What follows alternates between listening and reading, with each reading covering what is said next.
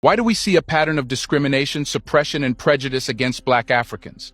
And even that pattern lingers to this day. What's the made-up hostility the white European and Arabs felt toward Black Africans? Historically speaking, it was due to the superiority the Black Africans have had since the start of civilization. Black Africans were the richest of the rich, living in gold cities and making the world jealous. That's where non-Black people, with an inferiority complex, decided to portray Black Africans as inferior. But how? Well, it was done by using their dark complexion, plump lips, and woolly hair. Yes, they felt a threat so striking that they declared Black Africans a backward, inferior race. All their struggle was to show how uncivilized Black Africans were so they could teach them how civilized people like them live. That's where the wicked journey against Black Africans started. Today, even if everyone stays silent, history speaks too loud to be avoided. But the real focus should be this question: why do non-Blacks see Black Africans as a threat? And why does this same feeling prevail even today? The first reason why non-Black felt threatened was Black Africans' physical superiority. Historically, and even today, Black people are the strongest humans on Earth.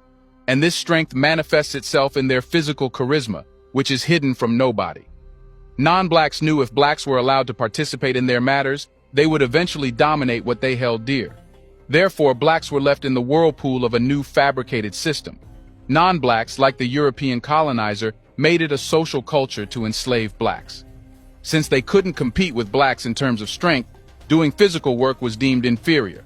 Instead, someone who could do sophisticated jobs was considered civilized. And these civilized were then seen fit to be kings and rulers.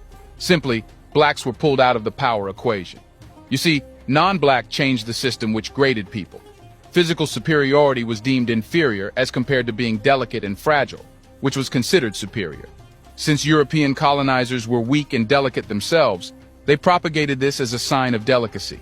In the writing of Greek philosophers like Aristotle, it could be seen that he considered slaves as people born to be subjected. And don't forget, most enslaved people were Black in those days.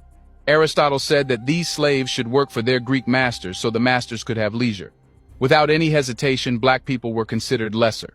Even different and brutal punishments were made for Black slaves because it was considered that enslaved people were less sensitive to pain. This takes us to the second reason for the threat, which is genetic annihilation.